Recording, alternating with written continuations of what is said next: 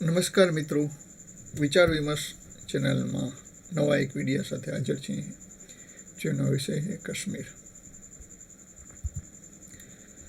ભારત અને પાકિસ્તાન બંનેને જ્યારે આઝાદી મળી ત્યારથી જો સળગતો કોઈ પ્રશ્ન હોય તો કાશ્મીર.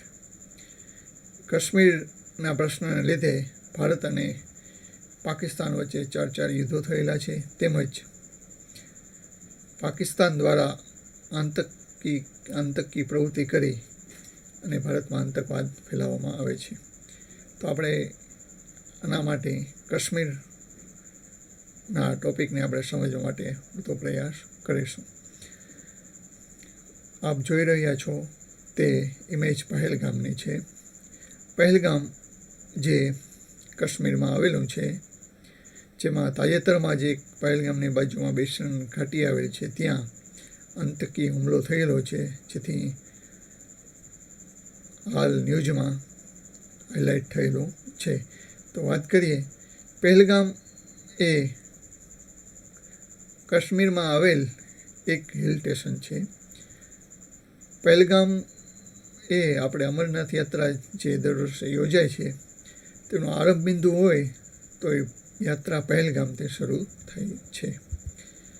હવે વાત કરીએ તો પહેલગામ એ કાશ્મીરના અનંતનાગ કરીને જિલ્લો છે, એમાં એક આવેલું હિલ સ્ટેશન છે, જે લગભગ શ્રીનગરથી 90 કિલોમીટર જેટલું થાય છે. હવે પહેલગામ છે એ લેદર નદીને કાંઠે વસેલું એક સુંદર હિલ સ્ટેશન છે. આપણે જોઈ ગયા તે પ્રમાણે અમરનાથ યાત્રા એ આરંભ બિંદુ હોય પહેલગામ છે. એના સિવાય એ પહેલગામ એની કુદરતી સૌંદર્ય અને કારણે ખૂબ જ પ્રખ્યાત છે, તેમજ trekking, river rafting, horse riding જેવી પ્રવૃત્તિઓ માટે પણ ફેમસ છે. બોલિવૂડનું ઘણા મૂવીઝ અને ઘણા ગીતોનું શૂટિંગ પહેલગામમાં થયેલું છે. એના સિવાય પહેલગામની આજુબાજુ જોઈએ તો જો પ્રથમ ફોટો છે એ અરુવેલીનો છે, અને બીજો જે છે એ લેદર નદી છે. લેદર નદીને કાંઠે પહેલગામ વસેલું છે. એના સિવાય બેતાબ વેલી, શિખર રાઇડ્સ અને ચંદનવાડી માર્ગ એ પહેલગામની આજુબાજુ આવેલા મુખ્ય આકર્ષણો છે. જે આપ જોઈ શકો છો એ પ્રમાણે જે પ્રથમ ઇમેજ છે એ ચંદનવાડીની છે, જે શિયાળાની ઋતુમાં બરફથી ઢંકાયેલું આપણે જોઈ શકીએ છીએ. અને બીજું છે એ બેતાબ વેલી, જે પણ ખૂબ જ આકર્ષણ અને કુદરતી સૌંદર્યથી ભરપૂર છે. આપણે આ ઇમેજ બેસરાન વેલીની છે. જે પ્રથમ ઇમેજ છે અત્યારની ઋતુ પ્રમાણે છે, નીચેનું એ શિયાળા દરમિયાન છે. શિયાળા દરમિયાન બરફથી છવાયેલ રહે છે. હવે બેસરન વેલીની વાત કરીએ તો પહેલગામથી લગભગ 5 કિલોમીટર દૂર આવેલું છે, અને ત્યાં જવા માટે ટ્રેકિંગ અથવા ઘોડા દ્વારા પહોંચી શકાય છે. 1 થી 2 કલાક જેટલો સમય લાગે છે, જેને મિની સ્વિટ્ઝરલેન્ડ તરીકે પણ ઓળખવામાં આવે છે. ઘાસના મેદાનો, વૃક્ષો, બરફથી ઢંકાયેલા પર્વતો, જે પિકનિક, ફોટોગ્રાફી તેનું હોર્સ રાઇડિંગ માટે એક અદ્ભુત સ્થળ છે. ટ્રેકિંગ, પિકનિક અને સ્પોટ ફોટોગ્રાફી તેનું મુખ્ય આકર્ષણ છે. હવે વાત કરીએ તો બેસરન વેલીમાં મે થી સપ્ટેમ્બર એ ઉત્તમ સમયગાળો છે. જો બરફ પ્રેમી હોય અને બરફની મજા માણવી હોય તો ડિસેમ્બરથી ફેબ્રુઆરી એ મહત્ત્વનો સમયગાળો છે, જ્યાં આપ મુલાકાત લઈ શકો છો. હવે વાત કરીએ તો બેસરન વેલી જવું હોય તો ક્યાં પહેલગામમાં ઘણા હોટેલ્સ, હોમસ્ટે અને રિસોર્ટ પણ ઉપલબ્ધ છે.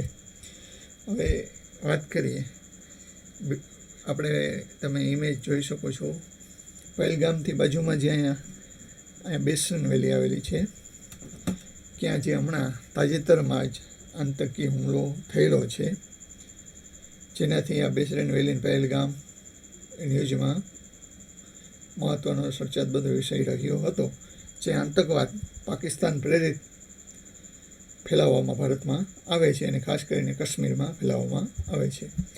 હવે 22 એપ્રિલ 2025ના રોજ જે બેસરણ વેલી ખાતે છે પ્રવાસીઓ ફરવા આવેલા હતા, ત્યાં બપોરના 2:30 કલાકે 5 સશસ્ત્ર આતંકવાદીઓએ ત્યાં આવી અંધાધૂંધ ગોળીબાર શરૂ કર્યો.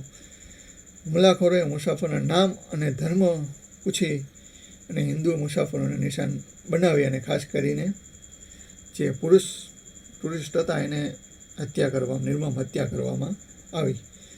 જેમાં હુમલામાં 25 ભારતીય અને 1 નેપાળી નાગરિકને હત્યા કરવામાં આવેલી છે. આ હુમલાની જવાબદારી ધ રેજિસ્ટર ફ્રન્ટ નામના આતંકવાદી સંગઠને લીધી છે, જે ખરેખર પાકિસ્તાન દ્વારા ભારતમાં આતંકવાદ ફેલાવવા માટેની એક જે આ લશ્કરે તોયબા છે એનું નજીકનું એક સંગઠન છે, એવું અત્યારે પ્રાથમિક માહિતી દ્વારા પ્રાપ્ત થયેલી છે. હવે વાત કરીએ કે જો ભારત અને પાકિસ્તાન વચ્ચે એટલા વર્ષોથી સંઘર્ષ છે, એટલા વર્ષથી પાકિસ્તાન પ્રેરિત ભારતમાં આતંકવાદ અલગ અલગ હુમલા કરવામાં આવે, તો આનું મૂળ જો કોઈ હોય તો એ કાશ્મીર છે.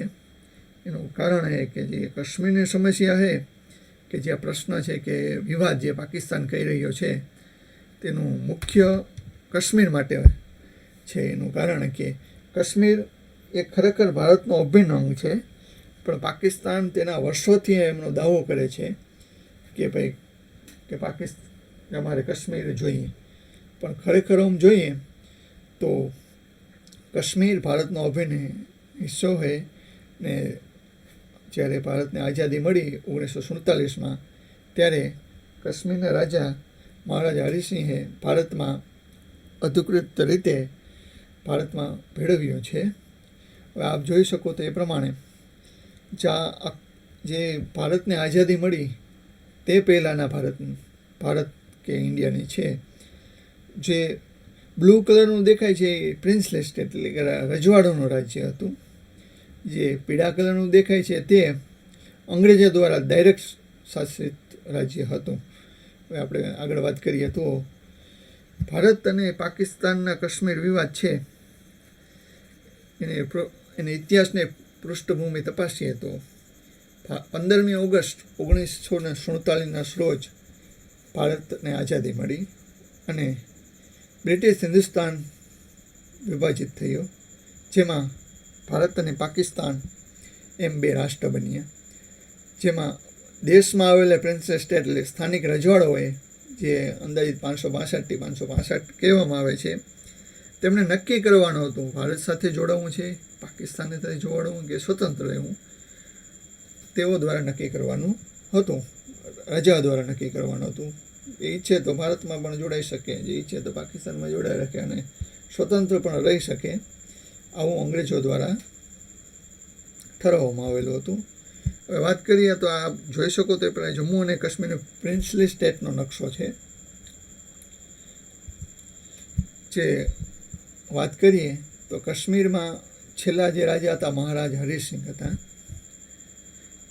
મહારાજા હરિસિંહ એ હિન્દુ રાજા હતા અને કાશ્મીરમાં મુખ્ય બહુમતી પ્રજા 77% એ મુસ્લિમ પોપ્યુલેશન હતી. શરૂઆતમાં તો મહારાજ એ ભારત કે પાકિસ્તાન સાથે જોડવાનું પસંદ ન કર્યું હતું, પરંતુ પાકિસ્તાન તરફથી ઓક્ટોબર 1947માં જે પહેલો તણાવ કે બનાવ બન્યો એ પ્રમાણે પાકિસ્તાનના પખ્તૂન કબાયલીઓ એ કાશ્મીરમાં ઘૂસી અને તબાહી મચાવવા માંડ્યા, લૂંટમાર કરવા માંડ્યા. ત્યારે તેના મહારાજાએ ભારતની મદદ માગી અને ત્યારે ભારતે મહારાજાને કહ્યું, જો આપ આપણું રાજ્ય ભારતમાં જોડાવી ઈચ્છતા હો તો એવી મદદ માટે શરત મૂકી હતી. પરંતુ તેમનો જે કબાલીઓનો આતંક વધતો ગયો, એ ઘણા શ્રીનગર અને ઘણા વિસ્તારો કબજે કરતા ગયા. ત્યારે કાશ્મીરના મહારાજ શ્રી હરિસિંહ દ્વારા ભારતમાં જોડાવા માટે સહમતિ આપવામાં આવી. એ સહમતિને જે ડોક્યુમેન્ટ તૈયાર કર્યું એને ઇન્સ્ટ્રુમેન્ટ ઓફ એક્સેશન તરીકે આપણે ઓળખીએ છીએ. જે 26 ઓક્ટોબર 1947ના રોજ મહારાજા હરિસિંહે ભારત સાથે જોડાવાનો કરાર કર્યો. જેઓ મહારાજાએ ભારતમાં જોડાવા માટે જે ઇન્સ્ટ્રુમેન્ટ એક્સેશનમાં સહી કરી તેવા જ ભારતે પોતાનું સૈન્ય મોકલી આપ્યું અને પાકિસ્તાનના ઘૂસણખોરને અટકાવવા માટે તાત્કાલિક મોકલવામાં આવ્યું. ભારતીય સેનાએ જે પાકિસ્તાનના જે કહેવાતા જે ટ્રાઇબ્સ કે પુખ્તુન જે ટ્રાઇબ્સ હતી તેમને મોકલ્યા હતા અને એની સાથે આર્મી પણ તેમના વેશમાં હતી એવું માનવામાં આવે છે. તો ભારતીય સેનાએ શ્રીનગર, બારામુલા કે જે પાકિસ્તાન દ્વારા કબજે કરવામાં આવ્યા હતા અને બીજા જે વિસ્તારોમાં કબજે કર્યા હતા તે ભારતીય આર્મીએ તેમને એ પ્રદેશોમાંથી ખદેડી મૂકવામાં આવ્યા. અને આ લડાઈ જે બરફથી જે ઢંકાયેલો પ્રદેશ અને પર્વત વિસ્તાર હતો એમાં લાંબો સમય ચાલી અને બંને પક્ષોએ સારી એવી ખુવારી થઈ. યુદ્ધ ધીરે ધીરે આ UN એટલે સંયુક્ત રાષ્ટ્રમાં પહોંચ્યું અને જાન્યુઆરી 1949માં UNના હસ્તક્ષેપ બાદ સીઝ ફાયર લાગુ કરવામાં આવ્યો. યુએને એવો નિર્ણય આપ્યો કે જે કાશ્મીરના જે સમસ્યા માટે એવો નિર્ણય આપ્યો કે પાકિસ્તાને કાશ્મીરમાંથી જે વિસ્તાર કબજે કરેલો એમાંથી સૈન્ય પાછું ખેંચી લેવું અને ત્યારબાદ ભારતમાં જોડાવા માગે તે લોકો કે પાકિસ્તાન તે માટે જનમત સંગ્રહ કરવો. પરંતુ પાકિસ્તાને સૈન્ય ખેંચ્યું નહીં અને તેથી જનમતનો કોઈ પ્રશ્ન રહ્યો નહીં. યુદ્ધનું આપણે વાત કરીએ તો પરિણામ શું આવ્યું? તો જે યુદ્ધ કાશ્મીરના મોટાભાગનો જે વિસ્તાર હતો જમ્મુ, વેલી અને લદ્દાખ એ ભારત પાસે જ રહ્યું. એના સિવાય જે POK તરીકે આપણે ઓળખીએ છીએ તે પાકિસ્તાનના કબજામાં રહ્યું. આજે પણ આ વિવાદ ચાલુ છે. બંને દેશ આ વિસ્તાર માટે દાવો કરે છે. પાકિસ્તાન ખાસ કરીને પોતાનો દાવો વધારે મજબૂત કરવા અવારનવાર મુદ્દો ઉછાળે છે. પરંતુ પ્રથમ ભારત પાકિસ્તાન યુદ્ધ એ કાશ્મીર વિવાદની શરૂઆત હતી. આ યુદ્ધ બંને દેશમાં સંબંધોનો વિશ્વાસ તૂટાવી આજ દિવસ સુધીથી કાશ્મીર એ વિવાદનું કેન્દ્ર બિંદુ રહ્યું છે. આપ જોઈ શકો તે પ્રમાણે ઇન્સ્ટ્રુમેન્ટ એક્સેશન જે કાશ્મીરના મહારાજા હરિસિંહ દ્વારા સાઇન કરવામાં આવ્યું અને ભારતમાં તેમનું જોડાણ કરી દીધેલ છે.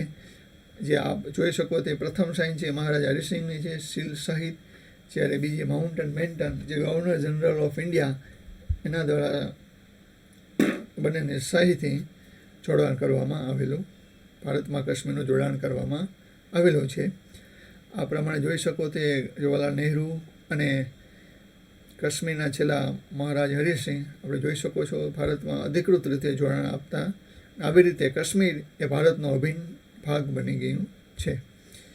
હવે પ્રથમ યુદ્ધ જે કાશ્મીર હતું એનાથી શું આપણે જોયું તે પ્રમાણે 1/3 કાશ્મીર જે POK આજે પણ પાકિસ્તાનના કબજામાં છે, ખરેખર જે ભારતનો એક પાર્ટ છે. હવે એ પ્રમાણે જે નકશામાં જોઈએ તો કાશ્મીર એ ભારતનો અખંડ હિસ્સો છે, અભિન્ન અંગ છે. એ પ્રમાણે જો પીળા કલરનું દેખાય છે અત્યારે ભારતના કબજામાં છે અને આ ભારતનું કાશ્મીર જે POK જે અત્યારે પાકિસ્તાનના કબજામાં છે.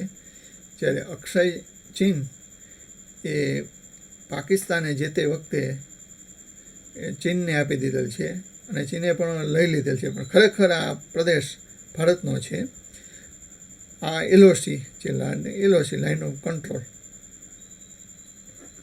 હવે વાત કરીએ તો એના સિવાય હવે આ યુદ્ધ ચાલુ રહ્યું. 1949માં ભારત યુનો સંપર્ક સાધ્યો હતો આપણે આગળ જોઈ ગયા એ પ્રમાણે યુએને શાંતિ પ્રસ્તાવ આપ્યો કે પાકિસ્તાન પોતાનું સૈન્ય પીઓકોમાંથી પાછું ખેંચવાનું અને ત્યારબાદ જનમત કરવાનો, પરંતુ પાકિસ્તાને સૈન્ય ખસેડ્યો નહીં, ત્યાર પછી જનમત પણ થઈ શક્યો નહીં. ભારતે ત્યારે સ્પષ્ટ કર્યું હતું જ્યાં શરતો પૂરી નથી થતી હોય તે પ્લેબિસાઇડ કરવાનો પ્રશ્ન ઊભો થતો નથી. જો એના માટે પહેલાં પાકિસ્તાને જનમત કરવું હોય તો પીઓકોમાંથી સૈન્ય પાછું ખેંચ્યું નહીં, એટલે જનમત થઈ શક્યો નહીં. હવે ભારતની દૃષ્ટિકોણથી વાત કરીએ તો કાશ્મીર એ ભારતનો અભિન્ન અંગ છે. 24 ઓક્ટોબર 1947ના રોજ કાશ્મીરના રાજા મહારાજ હરિસિંહે ઇન્સ્ટ્રુમેન્ટ ઓફ એક્વિઝિશન પર હસ્તાક્ષર કરીને કાશ્મીરને વિધિવત રીતે કાયદેસર રીતે ભારત સાથે જોડ્યું. આ કરાર ભારતના ગવર્નર જનરલ અને બ્રિટિશ સરકાર દ્વારા માન્ય કરવામાં આવ્યો છે. જેવી રીતે હૈદરાબાદ, જૂનાગઢ આવી પદ્ધતિથી ભારત સાથે જોડાયેલા છે. કાશ્મીર એ ભારતનો અભિન્ન અને અધિગ્રહિત ભાગ છે જે વિવાદિત નથી. હવે એના સિવાય વાત કરીએ કે આ ઘટના બની ગઈ તો એના પછી ભારત અને પાકિસ્તાન વચ્ચે સિંધુ જળ સમજૂતી કરવામાં આવી. સિંધુ જળ સંધિ એ ભારત અને પાકિસ્તાન વચ્ચે થયેલી એક મહત્ત્વની લાંબા ગાળાની સંધિ છે જે 1960માં કરવામાં આવી હતી. આ બંને દેશો વચ્ચે પાણીનું શાંતિપૂર્વક વહેંચણી માટેનો એક માર્ગ અપનાવ્યો હતો. આ સંધિ અત્યાર સુધી દુનિયામાં સૌથી સફળ અને લાંબી ચાલતી જળ સંધિમાંથી એક માનવામાં આવે છે. હવે ભારત અને પાકિસ્તાન જ્યારે વિભાજન થયું પછી બે દેશો અસ્તિત્વમાં આવ્યા ત્યારે અવારનવાર સિંધુ નદીના પાણીની બાબતે તણાવ રહેતો હતો અને જે સિંધુ નદીના પાણી આધારિત પાકિસ્તાનની મોટાભાગની ખેતી છે. પાકિસ્તાનને હંમેશા એ ડર હતો કે ભારતે પાણી રોકી લેશે, પણ આ તણાવને કે જે આ અવિશ્વાસને તણાવ જે રહેતો હતો એક વિશ્વ બેંકને મધ્યસ્થતાથી ખૂબ લાંબો વાટાઘાટો આવી અને ત્યાર પછી એક સંધિ કરવામાં આવી જે સિંધુ જળ સંધિ 1960 તરીકે આપણે ઓળખીએ છીએ. હવે આ સંધિમાં હસ્તાક્ષર કરનાર આપણે પ્રથમ ફોટોમાં જોઈએ તો જવાહરલાલ નહેરુ જે ભારતના વડાપ્રધાન હતા અને પાકિસ્તાન અયુબ ખાન અને મધ્યસ્થ બેંક વર્લ્ડ બેંકના પ્રતિનિધિ દ્વારા આ સંધિ કરવામાં આવી હતી. હવે સંધિની મુખ્ય વાત કરીએ તો આ પાણી વહેંચવા માટે કુલ 6 નદીઓ છે જે ભારતમાંથી પાકિસ્તાનમાં જાય છે. 6 નદી એ પાકિસ્તાનનો આધાર રહેલી છે.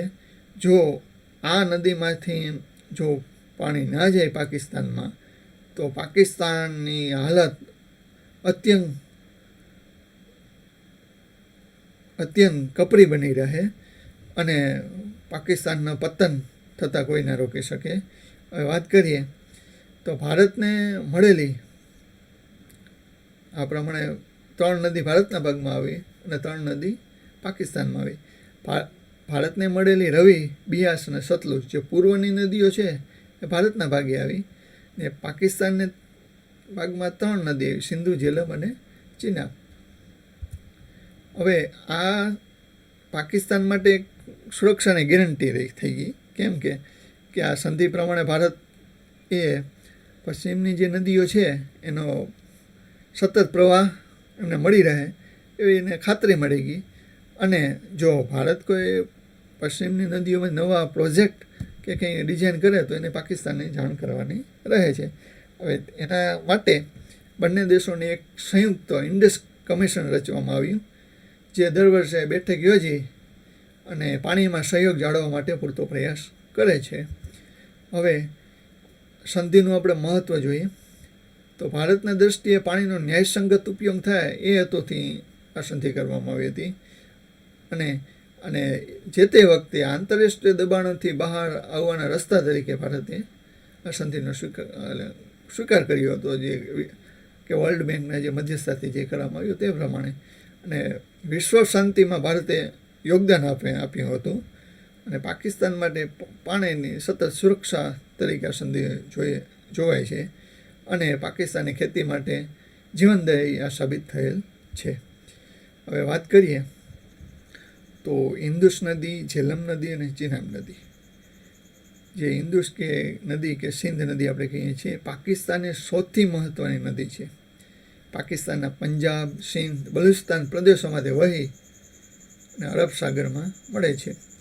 પાકિસ્તાનની કુલ ખેતીના 60% જેટલો વિસ્તાર જે સિંધુ નદી પર આધારિત છે. તેમજ ઝેલમ નદી કાશ્મીરમાંથી વહે છે અને પાકિસ્તાનમાં એમાં મંગલા ડેમ બાંધવામાં આવેલ છે.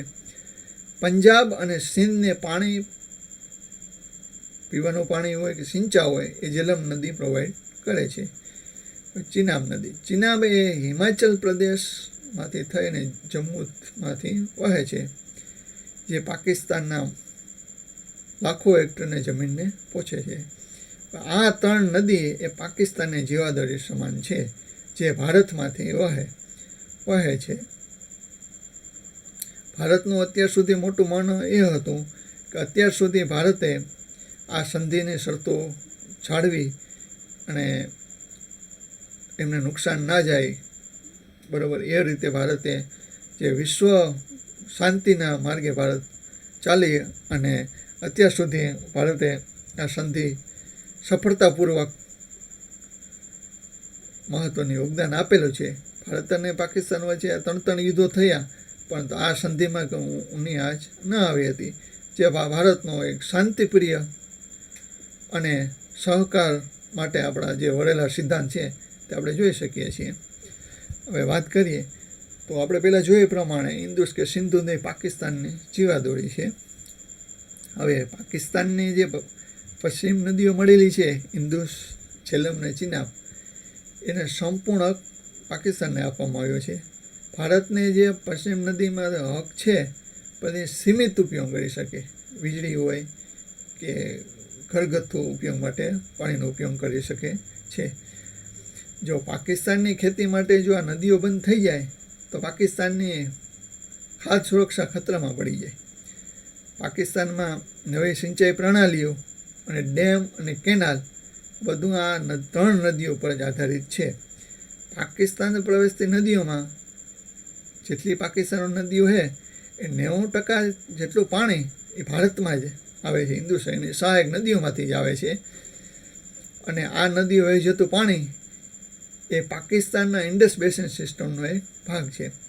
વાત કરીએ કે ભારતમાંથી પાકિસ્તાનમાં જતી નદીઓ એ ખેતીને 80-90% જે એનો પાણીના સોર્સ છે એ ભારતમાંથી વહી જતી નદી છે ને એ જ છે. અને પીવાનું પાણીમાં 6-8% જેટલો સોર્સ ભારતમાંથી વહી જતી નદીઓમાં છે. હવે એના સિવાય જે 2-4% જે છે ઉદ્યોગ અને વીજમાં ઉપયોગ થાય છે. જો ખેતી માટે એને પંજાબ પ્રાંત હોય, સિંધ હોય, બલુચિસ્તાન હોય, બરાબર, આ જે ઇન્દુસ કે સહાયક નદીઓ છે તે જ પાણી પ્રોવાઈડ કરે છે. એટલે આ 3 નદી પાકિસ્તાનની જીવાદોરી સમાન છે. જો ભારત આ 3નું પાણી ના જવા દે તો પાકિસ્તાનને ભૂખે મરવાની હાલત આવે. આ જોયું આપણે જોઈએ એ પ્રમાણે કે આ ભારત છે, આ આપણે જે વાત કરીએ આ બધી નદીઓ ક્યાં જાય? 6 પાકિસ્તાનમાં જાય છે. ભારતમાં જે ભાગમાં જે આવેલી છે ને નદી, એનો પણ 100% જ ઉપયોગ થતો નથી, એ પણ પાકિસ્તાનમાં વહી જાય છે. જો એ પૂર્વની નદીઓનો પણ જો સંપૂર્ણ ઉપયોગ કરવામાં આવે તો એ પાકિસ્તાનને મોટી અસર થાય તેમ છે. હવે આ નદીઓ 60-50% નદીઓ પાણી સિંચાઈમાં ઉપયોગ થાય છે. અને પંજાબ પ્રાંત છે એ 90% ખેતી આ ઇન્દુસ બેસિન પર આધાર રાખે છે. જેવી રીતે ભારતમાં પંજાબ પ્રાંત આવેલો છે તેવી રીતે પાકિસ્તાનમાં પંજાબ પ્રાંત આવેલો છે. હવે પશ્ચિમ નદીઓમાં ડેમ બનાવવો આવે તો પાકિસ્તાનમાં પાણીની અછત ઊભી થઈ જાય. હવે સંધિના નિયમ પ્રમાણે વાત કરીએ તો પશ્ચિમની નદીઓ પર ભારતે સીમિત ઉપયોગ કરી શકે છે. વીજ ઉત્પાદન, ઘરગથ્થુ સિંચાઈ માટે કરવામાં આવે છે. જ્યારે પૂર્વની નદીઓ ભારતનું સંપૂર્ણ નિયંત્રણ છે, પાણી વાળવું હોય કે ડેમ બનાવે કેનાલ એ ભારત બનાવી શકે છે. પણ નવા પ્રોજેક્ટ શરૂ કરવા માટે ભારતને સંધિની અંદર રહી અને ડિઝાઇનની મંજૂરી લેવી પડે છે. અત્યારે તાજેતરમાં જે પહેલગામમાં હુમલો કરવામાં આવ્યો, ભારતે સિંધુ જે પાણીનું વહેંચણી માટે જે સંધિ કરવામાં આવી તેને સ્થગિત કરી દેવામાં આવેલી છે. હવે એ સ્થગિત કરી દેવામાં આવેલી, જો ભારત શું કાયદેસર રીતે કરી શકે? જો આ સ્થગિત કરી દીધો હોય તો કોઈ પ્રશ્ન છે જ નહીં. જો સંધિ મોજૂદ હોય તો ભારત તો કેવી રીતે ઉપયોગ કરે? જે પશ્ચિમની નદીઓ છે એમાં હાઇડ્રો પાવર પ્રોજેક્ટ હોય તો એમાં ઉપયોગ કરી શકે. પછી હાઇડ્રો પ્રોજેક્ટ માટે સીમિત સંગ્રહ કરે છે, ટ્યુમેરિક હાઇડ્રો પ્રોજેક્ટ કે કોઠી ડેમ વગેરે વગેરે. તેમજ પૂર્વની નદીઓ છે એ સતલુજ, બિયાસ, રવિ સંપૂર્ણ પાકિસ્તાનમાં જતું હોય તો ભારત તેને વાળીનો ઉપયોગ કરી શકે છે, કારણ કે એ ભારતમાં ભાગમાં આવેલી છે. સંપૂર્ણ 100% ઉપયોગ કરી શકે છે. જો નવા કોઈ ડેમ કે કેનાલો બનાવવો હોય તો ટ્રીટીને જે આ સિંધુ માટે જે ટ્રીટી કરવામાં આવે, સંધિ કરવાની, તે અનુસાર જ બનાવવાના હોય છે. જે પશ્ચિમ ભાગમાં જે બનાવવાનું હોય ને, પશ્ચિમ ભાગ એટલે પશ્ચિમની નદીઓમાં જે બનાવવાની ટ્રીટીની શરૂઆત અનુસાર પૂર્વ મંજૂરી લેવી પડે છે. હવે એના સિવાય આપણે વાત કરીએ તો ભારત પાકિસ્તાન વચ્ચે બીજું યુદ્ધ 1965માં થયું હતું. તો આ યુદ્ધની શરૂઆત કેવી રીતે થઈ? તો પાકિસ્તાને ઓપરેશન જિબ્રાલ્ટર શરૂ કર્યું. એનું કારણ શું કે 1948માં કાશ્મીર ભારતનો હિસ્સો બની ગયું અને પાકિસ્તાન પણ તે વર્ષો સુધીમાં દાવેદાર કરતું રહ્યું. તો 1965માં એવું બન્યું કે કાશ્મીર અસંતોષ અને હલચલ વધી ગયું પાકિસ્તાનને લાગ્યું. તો પાકિસ્તાને વિચાર્યું કે કાશ્મીરના લોકો ભારતના વિરોધમાં ઊભા કરી ને ઘૂસણખોરી કરી અને પાકિસ્તાનમાં સમર્થન આપી દે તો કાશ્મીર પાકિસ્તાનને મળી જાય. આવા હેતુસર પાકિસ્તાને ઓપરેશન જિબ્રાલ્ટર શરૂ કર્યું ઓગસ્ટ 1965માં.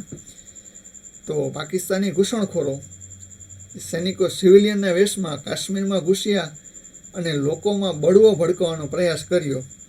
પણ આ યોજનામાં તેઓ નિષ્ફળ રહ્યા, કારણ કે કાશ્મીરની જનતાએ સહકાર ના આપ્યો અને એટલે ભારતે હુમલો રોકી દીધો. ત્યારબાદ ઓપરેશન ગ્રાન્ડ સ્લેમ. ત્યારબાદ પાકિસ્તાને પૂંચ જે ક્ષેત્ર કાશ્મીરમાં આવેલું છે તે સપ્ટેમ્બર 1965માં હુમલો કર્યો. ભારતીય સેનાએ જડબાતોડ જવાબ આપ્યો. ત્યારબાદ આગળ જોઈએ, પંજાબ, રાજસ્થાન, કાશ્મીર વિવિધ ક્ષેત્રોમાં ભારત અને પાકિસ્તાન વચ્ચે યુદ્ધો થયો. સૌથી વધારે યુદ્ધ થયું હોય તો લાહોર, સિયાલકોટ, કચ્છના રણમાં થયું હતું. અને ભારત તો પાકિસ્તાનની અંદર લાહોર સુધી પહોંચી ગઈ હતી. ભારતનું સૈન્ય એ લાહોર સુધી પહોંચી ગયું હતું. હવાઈ યુદ્ધ તો વાયુદળો અને સામે સામે યુદ્ધો થયા હતા. આ યુદ્ધ લગભગ 1 મહિના સુધી ચાલ્યું. 22 સપ્ટેમ્બર 1965ના રોજ સંયુક્ત રાષ્ટ્રસંઘ દ્વારા દબાણ હેઠળ જે સીઝ ફાયર પણ બંને દેશોએ સહમતિ આપી અને ત્યારબાદ આવી રીતે ભારત અને પાકિસ્તાન 1965નું તાશ્કંદ કરારથી આ યુદ્ધ પૂર્ણ થયું. તો વાત કરીએ તો તાશ્કંદ કરાર વિશે. યુદ્ધના થોડા સમય બાદ 8 જાન્યુઆરી 1966ના રોજ તાશ્કંદ, જે તે વખતે રશિયામાં આવેલું હતું, હાલ ઉઝબેકિસ્તાનમાં આવેલું છે, ભારતના તત્કાલીન વડાપ્રધાન લાલ બહાદુર શાસ્ત્રી અને પાકિસ્તાનના રાષ્ટ્રપતિ અયુબ ખાન વચ્ચે શાંતિ કરારો થયા. આ કરારમાં એવું નક્કી કરવામાં આવ્યું કે બંને દેશોએ જીતી ગયેલા વિસ્તાર પરત પાછા સોંપી દેવાના અને શાંતિ જાળવવાની સહમતિ આપી. આ કરાર થયા પછી તરત જ ભારતના વડાપ્રધાન શ્રી તાશ્કંદમાં અચાનક અવસાન પામ્યા, જે આજે પણ રહસ્યમય માનવામાં આવે છે. હવે આ યુદ્ધનું પરિણામ શું આવ્યું?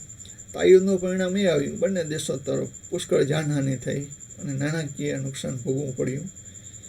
અને એના સિવાય ભારતે યુદ્ધમાં ધૈર્ય દાખવ્યું અને પોતાની શક્તિ દર્શાવી.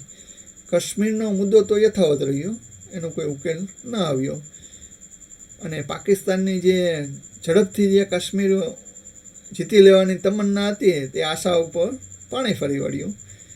હવે 1965નું જે હતું એ ભારત માટે રક્ષણાત્મક વિજય હતું, જે પાકિસ્તાનના ઘૂસણખોરોને પ્રયાસ નિષ્ફળ કરવામાં સફળ થયા અને ભારતે પોતાની સૈન્ય ક્ષમતા સિદ્ધ કરી અને ત્યારબાદ તાશ્કંદ કરાર જે કરવામાં આવ્યો. હવે એના સિવાય વાત કરીએ તો ભારત પાકિસ્તાન વચ્ચે ત્રીજું યુદ્ધ 1971માં થયું. જે યુદ્ધ ભારત અને પાકિસ્તાનના ઇતિહાસમાં સૌથી મહત્વપૂર્ણ યુદ્ધનું એક નિર્ણાયક યુદ્ધ છે, કારણ કે આ યુદ્ધને કારણે બાંગ્લાદેશના નવો દેશ સર્જન કરવામાં આવ્યો. આપણે જોઈએ એ પહેલાં તો 1947 પછી ભારતને આઝાદી મળી એટલે પાકિસ્તાન બે ભાગમાં હતું. પશ્ચિમ પાકિસ્તાન જે આજનું પાકિસ્તાન છે એ તે જ, પૂર્વ પાકિસ્તાન એટલે આજનું બાંગ્લાદેશ. બંને ભાગો વચ્ચે જે પૂર્વ પાકિસ્તાન ને પશ્ચિમ પાકિસ્તાન છે, બંને ભાગો વચ્ચે ભાષા કે ત્યાં પૂર્વ બાંગ્લાદેશની બંગાળી ભાષા બરાબર, ભાષા અને સંસ્કૃતિ અને બહુ મોટો ડિફરન્ટ હતો. જે પૂર્વ પાકિસ્તાન લોકો છે મૂળ બંગાળીઓ, એમને પાકિસ્તાન દ્વારા અન્યાય થતો હતો. 1970ની ચૂંટણીમાં પૂર્વ પાકિસ્તાનની પાર્ટી આવામી લીગ, જે શેખ મુજીબુર રહેમાન એનો વિજય થયો, પરંતુ પશ્ચિમ પાકિસ્તાનના સૈન્યએ સત્તાનું હસ્તાંતર કરવા રાજી ન હતું, જેને કારણે માર્ચ 1971માં પાકિસ્તાનની સેના દ્વારા પૂર્વ પાકિસ્તાનમાં ઓપરેશન સર્ચલાઇટ શરૂ થયું, જેમાં બંગાળીઓ નાગરિકો પર દમનકાર કાર્યવાહી કરવામાં આવી. હજારી બંગાળીઓને મારવામાં આવ્યા અને લાખો મહિલાઓ પર અત્યાચાર કરવામાં આવ્યો. આવી રીતે આના વિરોધમાં જે પૂર્વ પાકિસ્તાનના લોકોએ મુક્તિ સંગ્રામ, બાંગ્લાદેશની આઝાદી માટે લડતની શરૂઆત થઈ. આને કારણે જે પાકિસ્તાન જે એ પૂર્વ પાકિસ્તાન ઉપર અત્યાચાર ચાલુ રાખ્યો, જેને કારણે ભારતમાં 1 કરોડથી વધારે પશ્ચિમ બંગાળ હોય કે આસામ હોય કે બિહાર તરફ શરણાર્થીઓ બાંગ્લાદેશથી આવવા લાગ્યા. આ એક પાકિસ્તાનના અત્યાચારથી એક માનવતાવાદી સંકટ હતું. ભારતે મૌન ન પાડતા સૈન્યનો હસ્તક્ષેપ કરવાનો નિર્ણય લીધો. 3 ડિસેમ્બર 1971ના રોજ પાકિસ્તાનના વાયુદળે ભારતના અંબાલા પર, અજમેર, પઠાણકોટ વગેરે એજ પર હુમલો કર્યો. ભારતે તરત જવાબ આપ્યો અને વડાપ્રધાન ઇન્દિરા ગાંધીએ પાકિસ્તાન વિરુદ્ધ આખું યુદ્ધ જાહેર કર્યું. હવે એની મુખ્ય ઘટનાની આપણે વાત કરીએ તો ભારતીય સેના અને મુક્તિ વાહિની એટલે બાંગ્લાદેશી જે લડવૈયા હતા એકસાથે લડાઈ લડી. ભારતમાં 3 તબક્કે ઉત્તર, પશ્ચિમ, પૂર્વ 3 સરહદી શરૂ થયું. સૌથી મોટું જો મોરચો મંડાણો હોય તો પૂર્વ પાકિસ્તાન, જે આજનું બાંગ્લાદેશમાં મંડાણો. માત્ર 13 દિવસમાં જ ભારતીય સેનાએ 16 ડિસેમ્બર 1971ના રોજ ઢાકા કબજે કર્યું. ત્યારબાદ પાકિસ્તાનના જનરલ નિયાજી અને ભારતના જગજીતસિંહ અરોરા, તે વખતે હતા, આપણે બાજુમાં ફોટોમાં જોઈ શકો છો, જે ભારતના જે જગજીતસિંહ અરોરા સમક્ષ પાકિસ્તાનના નિયાજીએ શરણાગતિ સ્વીકારી અને પાકિસ્તાનના આશરે 93,000 પાકિસ્તાની સૈનિકોએ શરણાગતિ સ્વીકાર કરી, જે વિશ્વમાં ઇતિહાસમાં સૌથી મોટી શરણાગતિમાંથી એક ઘટના છે. આવી રીતે બાંગ્લાદેશ એક સ્વતંત્ર દેશ તરીકે ઉદય પામ્યું, જે પાકિસ્તાનનો મોટો વિશ્વ વિભાજિત થયો અને એક ખૂબ જ મોટું માનસિક અને સૈન્ય નુકસાન પાકિસ્તાનને થયું હતું. હવે આગળ વાત કરીએ. આ યુદ્ધ પછી જે પાકિસ્તાને શરણાગતિ સ્વીકારી ત્યારબાદ સિમલા કરાર 1972માં ભારત અને પાકિસ્તાન વચ્ચે કરવામાં આવ્યો. હવે યુદ્ધ પછી આ 1971ના યુદ્ધ પછી 1972માં સિમલા કરાર કરવામાં આવ્યો. પાકિસ્તાને સૈનિકો સિમલા કરારમાં જોઈએ તો પાકિસ્તાનના સૈનિકોને પાછા મોકલવાનો નિર્ણય લેવામાં આવ્યો. ત્યારબાદ ભારત અને પાકિસ્તાન વચ્ચે ભવિષ્યમાં વિવાદો શાંતિપૂર્ણ રીતે ઉકેલવાની એકબીજાને સહમતિ આપી અને કાશ્મીર વિવાદ એ દ્વિપક્ષી રીતે ઉકેલવા પર ભાર મૂકવામાં આવ્યો. 1971નું યુદ્ધ માત્ર ભારતીય વિજય નહીં પણ એક માનવતા પર વિજય અને બાંગ્લાદેશની જન્મની ઘટના હતી. ભારતે પોતાની નીતિ, દૃઢતા અને સૈન્ય શક્તિનું પ્રમાણ આપ્યું. આપ જોઈ શકો છો એ પ્રમાણે ઇન્દિરા ગાંધી અને પાકિસ્તાનના વડા એ સિમલા કરાર પર જે સાઇન કરે છે, હિમાચલ પ્રદેશનો ચિમલા હે ત્યાં કરવામાં આવેલ હતો. જો એ પ્રમાણે જુલ્ફિકાર ભુટ્ટો અને ઇન્દિરા ગાંધી. હવે સિમલા કરાર શા માટે કરવામાં આવ્યો કે જે પાકિસ્તાન અને ભારત વચ્ચે યુદ્ધ થયું હતું અને પાકિસ્તાન હારી ગયું હતું અને ભારતનો વિજય થયો હતો અને બંને દેશો વચ્ચે શાંતિ સ્થપાય અને શાંતિપૂર્ણ રીતે ઉકેલાય અને ભવિષ્યના જે ટકરાવ કે યુદ્ધ ટાળવા માટે આ સમજૂતી કરવામાં આવી હતી. હવે આમાં મુખ્ય આપણે પોઈન્ટ જોઈએ તો સિમલા કરારને શું હતું, કોઈ પણ જે બંને દેશોનો વિવાદ છે શાંતિપૂર્ણ રીતે ઉકેલવો. એવું એક બી દેશોએ વચન આપ્યું, કોઈ પણ વિવાદ, કાશ્મીર વિવાદ હોય શાંતિપૂર્ણ રીતે દ્વિપક્ષીય રીતે ઉકેલવો. આનો અર્થ એનો સ્પષ્ટ અર્થ એ થાય કે ભારત પાકિસ્તાનના મામલામાં તૃતીય પક્ષનો સામેલ ન કરવા, દાખલા તો યુએનઓ કે બીજા કોઈ અન્ય દેશો. હવે સૈન્ય પાછા ખેંચવા, યુદ્ધમાં જે ભૂમિ દબાઈ હતી તે પાછી કરવાની પ્રક્રિયા શરૂ કરવામાં હતી. ભારતે જે પ્રદેશો જીત્યા હતા એ પરત પાકિસ્તાનને આપી દેવાના. લાઇન ઓફ કંટ્રોલને માની રાખવી. જે જમ્મુ કાશ્મીરની ભૌગોલિક રીતે બનેલી વાસ્તવિક નિયંત્રણ રેખા LOC એ બંને દેશોએ માની રાખવી અને બળજબરીપૂર્વક તેમાં કોઈ ફેરફાર ન કરવો. અને આથી આંતરરાષ્ટ્રીય સંબંધોમાં શાંતિ અને નમ્રતા. કોઈ પણ જાહેર નિવેદન કે ભાષણ કે પગલું એવું ન હોવું જોઈએ કે તણાવ ઊભો થાય. આ એક મહત્ત્વની એક સિમલા કરારની જોગવાઈ હતી. અને એક ભારત અને પાકિસ્તાને એકબીજા દેશની અખંડતા અને સ્વતંત્રતાનું માન રાખશે એ એક સિમલા કરારની મહત્ત્વની જોગવાઈ હતી. અને કેદીઓ અને શરણાર્થીઓની સોંપણી. યુદ્ધ દરમિયાન પાકિસ્તાનના 93,000 સૈનિકો પકડાયા હતા, એટલે શરણાગતિ સ્વીકારી હતી. અને તેમજ બાંગ્લાદેશથી જે બન્યું હતું એ ભારતે સમર્થન આપ્યું હતું. હવે સિમલા કરાર એ 1971ના યુદ્ધ પછી બંને દેશો શાંતિ વિશ્વાસ સ્થાપવા માટેની ઐતિહાસિક સંધિ છે. અને બંને વચન આપ્યું કે વિવાદો શાંતિપૂર્ણ અને પોતાની વચ્ચે ઉકેલાશે.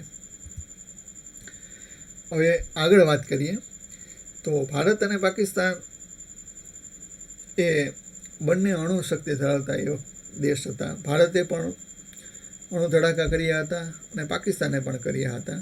એટલે અણુ યુદ્ધ, પરમાણુ યુદ્ધની તણાવ સર્જાયેલો હતો. એ વખતે ભારતના વડાપ્રધાન શ્રી અટલ બિહારી વાજપેયી પાકિસ્તાન ગયા, જે કારગિલ યુદ્ધની એક્ઝેક્ટ પહેલાં. અને મુખ્ય મુદ્દાઓમાં જોઈએ તો એમાં પરમાણુ જે હથિયાર છે એના જવાબદારી પર ઉપયોગ કરવો અને શાંતિપૂર્ણ સહઅસ્તિત્વ અને કાશ્મીરનો વિવાદ યુદ્ધથી નહીં પણ શાંતિપૂર્વક ઉકેલવાનો સંપર્ક જાહેર કરવામાં આવ્યો. ભારતની આપણે અણુબોમ્બ પ્રત્યેની નીતિ જાણીએ કે આપણી નીતિ ફર્સ્ટ યુઝ નથી, આપણે ડિફેન્સ માટે છે. આપણે ક્યારે આપણી અણુબોમ્બ માટે એવી આપણે પોલિસી જાહેર કરવામાં આવી, આપણે પહેલાં ક્યારે અણુબોમ્બનો ઉપયોગ કરીશું નહીં. હવે વાત કરીએ તો કારગિલ યુદ્ધ. એના સિવાય કારગિલ યુદ્ધ 1999માં થયું હતું. જે જમ્મુ કાશ્મીરના કારગિલ ક્ષેત્રમાં થયું હતું, એટલે કારગિલ યુદ્ધ તરીકે ઓળખાય છે. 1998માં બંને દેશોએ પરમાણુ પરીક્ષણ કર્યા. પછી વિશ્વમાં તણાવ વધી ગયેલો હતો, એટલે 1999માં બંને દેશોએ લાહોર સમજૂતી કરી, બંને શાંતિ માટે કટિબદ્ધ બન્યા. પરંતુ પાકિસ્તાને લશ્કરે ગુપ્ત રીતે કરગિલ વિસ્તારમાં ઘૂસણખોરી શરૂ કરી. મે 1999માં ભારતીય સેનાને ખબર પડી કે પાકિસ્તાનના સૈનિકો અને આતંકવાદીઓ કારગિલ, તોતોલિંગ, બટલિક અને દ્રાક્ષ જેવા ઊંચા પર્વતીય વિસ્તાર પર કબજો કર્યો છે. આ ઘૂસણખોરી કરનારાઓમાં પાકિસ્તાન સેના, ખાસ કરીને નોર્ધન લાઇન ઇન્ફન્ટ્રીના સૈનિકો હતા, જેનો પાકિસ્તાને પ્રથમ ઇનકાર કરેલો હતો. હવે આ લડાઈ હતી લગભગ 18,000 ફૂટની ઊંચાઈ પર ચાલી હતી, જે દુનિયામાં સૌથી ઊંચામાં ઊંચું યુદ્ધ ક્ષેત્રમાં પૈકીનું એક છે. ભારતે ઓપરેશન વિજય શરૂ કર્યું. ભારતીય સેના અને વાયુદળે મળી પર્વત પરથી ઘૂસણખોરોને હાંકી કાઢવાનું મોટું અભિયાન ચલાવવામાં આવ્યું. ભારતીય વાયુદળે ઓપરેશન સફેદ સાગર હેઠળ બોમ્બિંગ અને સપોર્ટ આપ્યો. યુદ્ધ ખૂબ જ મુશ્કેલ ભૌગોલિક પરિસ્થિતિમાં થયું. ઊંચા પર્વતો હતા, ઓક્સિજનની અછત અને હિમપાત જેવા પરિબળો હતા. હવે મુખ્ય યુદ્ધ ક્ષેત્રોની વાત કરીએ તો તોતલિંગ, જે બધા પર્વતીય વિસ્તાર, અંતરિયાળ વિસ્તારમાં થયેલું હતું, .5140, .4875, ટાઈગર હિલ, બટલિક. .5140 અને ટાઈગર હિલ પણ ભારતીય 16 પર વિજય મેળવ્યો હતો. ઘણા જવાનો અને ઘણા અધિકારીઓ શહીદ થયા, શહીદો વહેરી હતી. જાણીતા આપણા નાયકોમાં વાત કરીએ તો કેપ્ટન વિક્રમ બત્રા, જે દિલ માગે મોર .4875 પર વીરગતિ પામ્યા હતા, શહીદ થયા હતા. લેફ્ટનન્ટ જનરલ મનોજ પાંડે, ગ્રેડિયન યોગેન્દ્રસિંહ યાદવ, પરમવીર ચક્ર વિજેતા વગેરે ભારતની કાશ્મીર નહીં કારગિલના યુદ્ધમાં શહાદત વહોરી હતી. ભારતે આ યુદ્ધમાં ઘણા પરમવીર ચક્ર અને મહાવીર ચક્ર શેખ પદો સૈનિકોને આપ્યા હતા. 26 જુલાઈ 1900ના રોજ આખું ક્ષેત્ર પૂર્ણ જીતવામાં આવ્યું. ફરીથી જે પાકિસ્તાને સૈનિકોએ અને ઘૂસણખોરોએ જે કબજે કર્યો હતો, 26 જુલાઈ 1999માં સંપૂર્ણ જીતવામાં આવ્યું. આ દિવસ કારગિલ વિજય દિન તરીકે ઉજવવામાં આવે છે.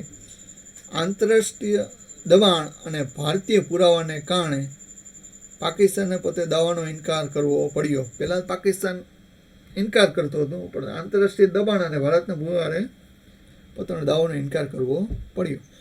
અમેરિકાએ પણ પાકિસ્તાન પર દબાણ વધાર્યું અને પોતાના સૈનિકો પાછા બોલાવ્યા હતા.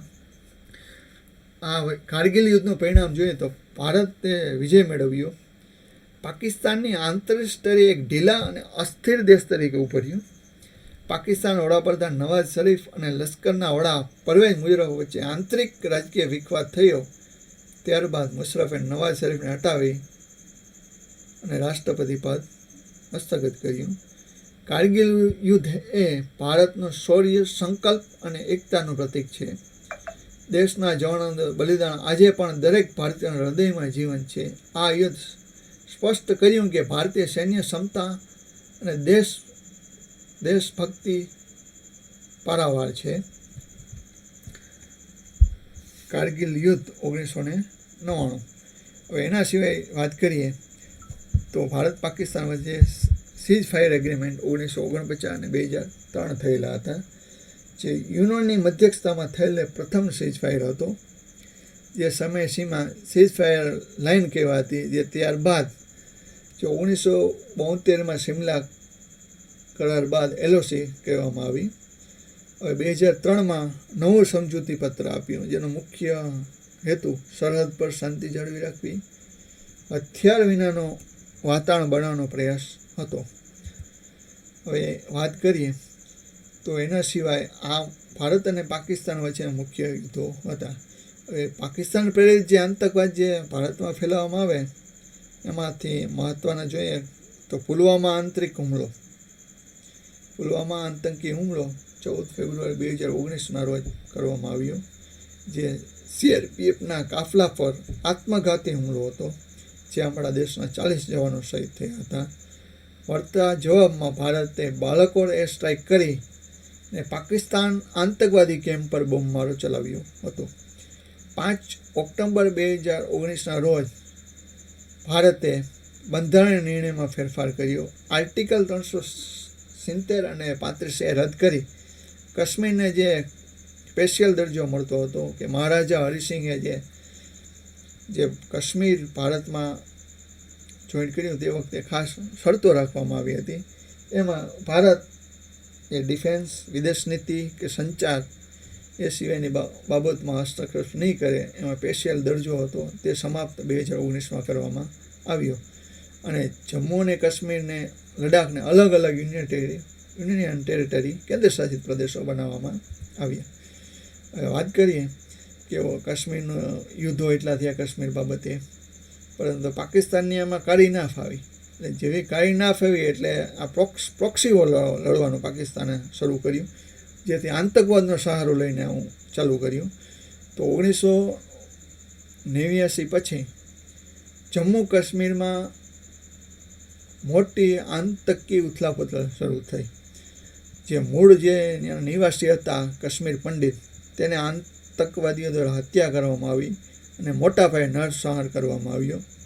જેમાં મોટાભાગના આતંકી જૂથો જેવા લશ્કરે તોયબા, જૈશે મોહમ્મદ, હિઝબુલ મુજાહિદીન જે એમનો હાથ હતો. પાકિસ્તાનમાંથી કાર્યરત હોવાનું ભારત અવારનવાર વિશ્વ મંચો પર પુરાવા સાથે રજૂ કરેલ છે. હવે હાલની સ્થિતિની વાત કરીએ, કાશ્મીરની કેટલીક જગ્યાઓ સુરક્ષા ખૂબ કડક પગલાં લેવામાં આવ્યા છે. હવે આંતરિક સ્થિતિ જોઈએ તો અત્યારે વધુ શાંત છે, પરંતુ ક્યારેક છૂટાછવાયા આતંકી હુમલા થતા રહે છે. ભારત સરકાર જે અત્યારે આપણા માનનીય વડાપ્રધાન નરેન્દ્ર મોદી છે, તે કાશ્મીરમાં વિકાસ થાય, ટુરિઝમનું પ્રમોશન થાય એ માટે પ્રયાસો તેજ કર્યા છે. આંતરરાષ્ટ્રીય સ્તરે ભારતનું કાશ્મીર આપણા દેશનો અભિન્ન ભાગ છે અને કોઈ આંતરરાષ્ટ્રીય દખલ મંજૂર નથી એવું ભારતનું વલણ રહ્યું છે. હવે આર્ટિકલ 370ની વાત કરીએ તો જમ્મુ કાશ્મીરને એક સ્પેશિયલ દરજ્જો આપતો હતો, જે સુરક્ષા, વિદેશ નીતિ સિવાય રાજ્યને પોતાને બંધારણ બનાવવાની છૂટ હતી, જે ભારત આ આર્ટિકલને અસ્થાયી માનતું હતું અને 370 જે 2019માં રદ કરવામાં આવ્યું.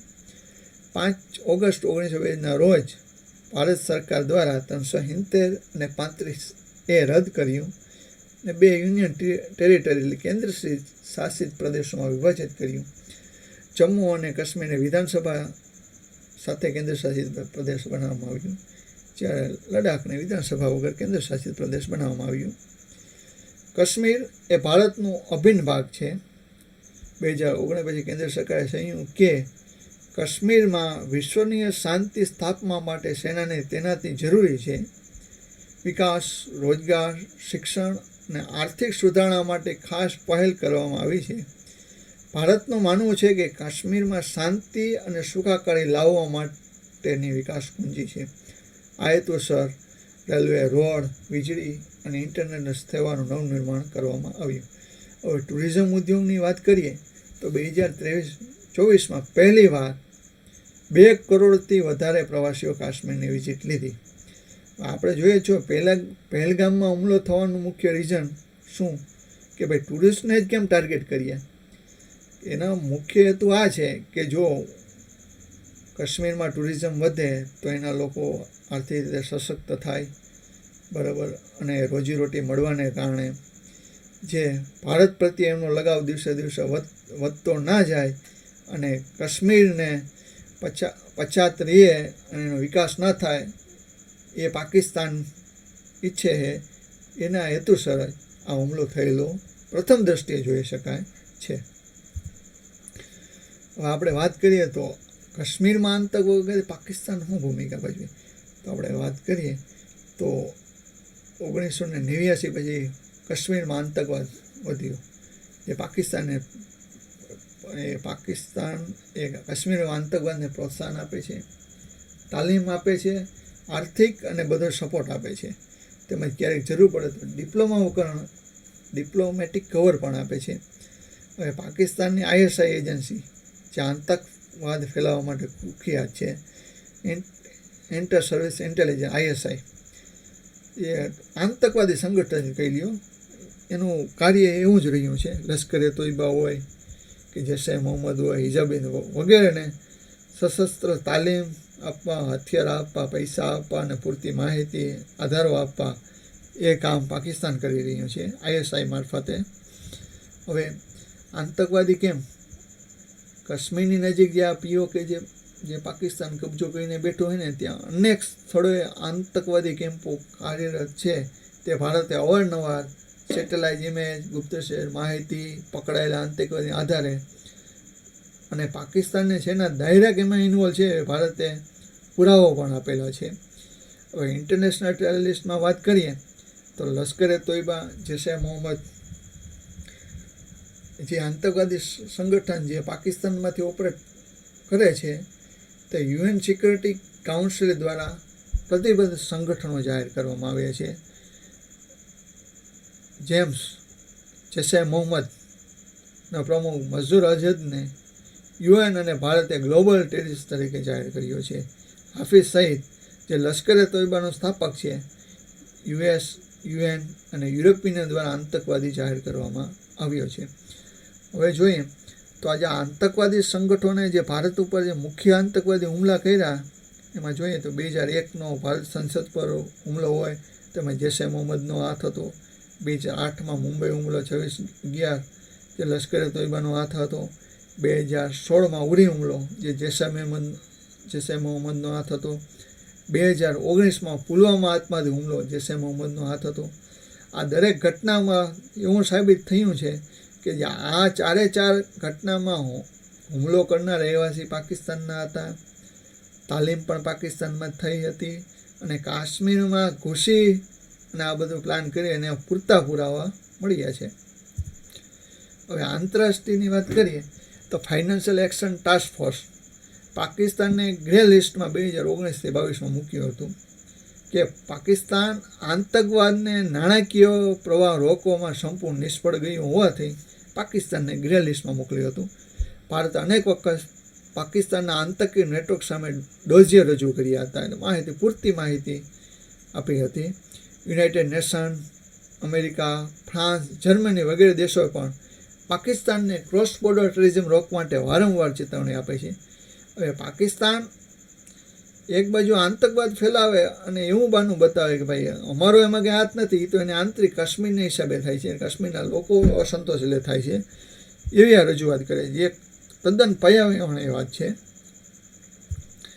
હવે વાત કરીએ તો ભારતે પુલવામા હુમલો થયો હતો NIA દ્વારા તપાસ કરી, જેમાં હુમલામાં ઉપયોગ થયેલી કારની ટ્રેસેબિલિટી પાકિસ્તાનને સુધી પહોંચે છે. જે આતંકીઓ જે મોબાઈલ ફોન વાપર્યો ને સોશિયલ મીડિયામાં જે એક્ટિવિટી કરી, એ પાકિસ્તાનનો સ્પષ્ટ હાથ અને યોજના સ્પષ્ટ થાય છે. બાલાસ્ટોક એર સ્ટ્રાઇક ભારતે 2019માં કરી. ભારતે જે જૈશે મોહમ્મદના તાલીમ કેમ્પો હતા એના પર એર સ્ટ્રાઇક કરી. આ ઘટના બાદ પાકિસ્તાને આતંકી કેમ્પો હતા એ આજનો જીવંત પુરાવો છે. બાલાસ્ટોક એર સ્ટ્રાઇક છે એ પાકિસ્તાનમાં જે આતંકી કેમ્પો છે એનો જીવંત પુરાવો છે. હવે ભારતનો શું છેલ્લે વ્યૂ છે? કાશ્મીર એ ભારતનો અભિન્ન અંગ છે અને POK પણ ભારતનો જ એક ભાગ છે. અક્ષય ચીન પણ એક ભારતનો ભાગ છે. ભારતની નીતિ હંમેશા વિશ્વ બંધુત્વની ભાવના રહેલી છે. Talk and terror can not go together, એટલે કે ભારત પાકિસ્તાન સાથે વાતચીત ત્યાં સુધી નહીં કરે ત્યાં સુધી આતંકી પ્રવૃત્તિ બંધ ન થાય. મિત્રો, વિચાર વિમર્શનો આપને વિડીયો કેવો લાગ્યો તે જણાવવા વિનંતી છે અને વધુ વિડીયો માટે આ ચેનલને સબસ્ક્રાઈબ કરવા વિનંતી છે.